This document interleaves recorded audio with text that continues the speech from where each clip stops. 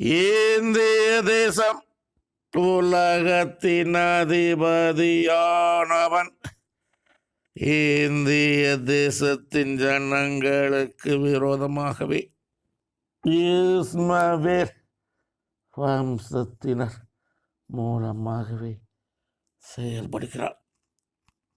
ஆரம்பமாகிறது இந்தியா பாகிஸ்தான் போர். ஆரம்பமாகிறது. விரைவில் விரைவில் விரைவில் தற்காலிகமானது இந்தியா பாகிஸ்தான் போர்.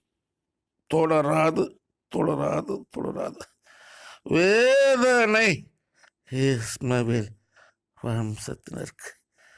உலகமெங்கும் உள்ள இஸ்மவேல் வம்சத்தினர் வேதனை படுகிறார்கள்.